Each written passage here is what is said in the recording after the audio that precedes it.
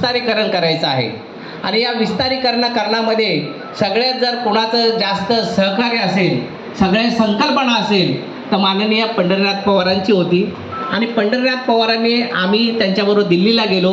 माननीय अडसूळ साहेब मंत्री खासदार होते, त्यांच्या निवासस्थानी आम्ही भेटलो.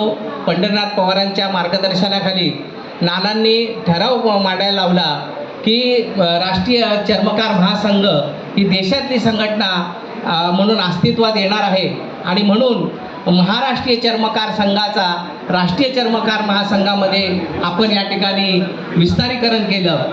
आज संघटनेला जे काय दिवस आलेले आहेत आणि या संघटनेला दिवस असताना याच्या मागे खूप परिश्रम असतात आणि परिश्रम हे गोलपसाहेबांच्या मार्गदर्शनाखाली, नानांच्या मार्गदर्शनाखाली, हे पंढरीनाथ पवारांचं मार्गदर्शन आणि त्यांच्या मार्गदर्शनाने आज या संघटनेला हे वैभव प्राप्त झालेलं आहे. पवार साहेबांनी अनेक माणसं निर्माण केली, अनेक माणसं पुढे आणली, अनेक माणसांना सामाजिक संघटनेचं भान, सामाजिक एकतेचं भान, समाजासाठी कसं झटावं याचं प्रत्यक्ष उदाहरण आज आपल्या समोर या ठिकाणी दिलेलं आहे. खरं म्हणजे आज त्यांचा 75वा वाढदिवस आहे, अमृत महोत्सव आहे. त्यांना 100 आपण त्यांच्यासाठी चिंतन केलं पाहिजे. या ठिकाणी राष्ट्रीय चर्मकार संघामध्ये अनेक स्थित्यर्जन झाले 29 वर्षामध्ये. खूप लोक आले, खूप लोक आपला उकळ पांढर करून गेले आणि आपण जे राहिलेलो आहोत ते नानांनी जे आपल्याला एक आदेश दिला आहे, एक समाज कार्याचं रणकंकण आपल्या मंडळामध्ये बांधलेलं आहे. त्या अनुषंगाने आपण ही संघटना पुढे वाढवत आहोत. एका अध्यक्षांचे 2 अध्यक्ष केले, एका सचिवाचे 2 सचिव केले. संघटना वाढण्यासाठी ही जी व्यवस्था आहे ही व्यवस्था स्थापन केली, पण संघटनेला जे गती यायला पाहिजे होती ती गती कुठेतरी स्थिर झालेली आहे असं मला वाटतं.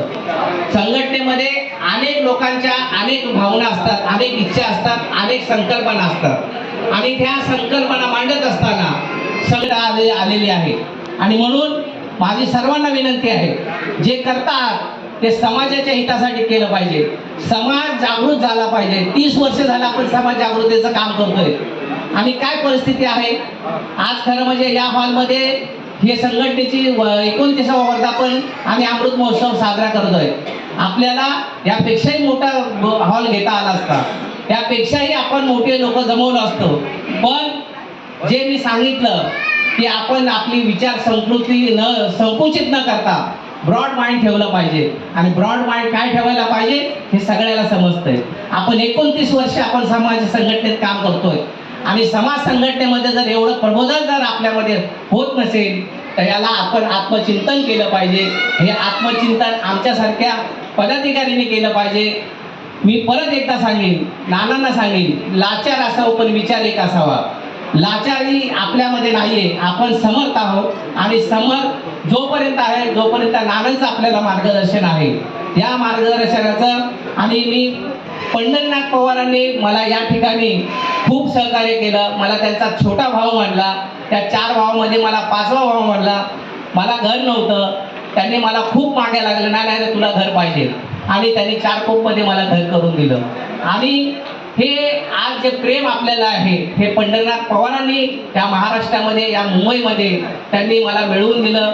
नानांच्या मार्गदर्शनाने एकदा पंढरीनाथ पवार म्हणाले की उमाकांतला मुंबई अध्यक्ष करा.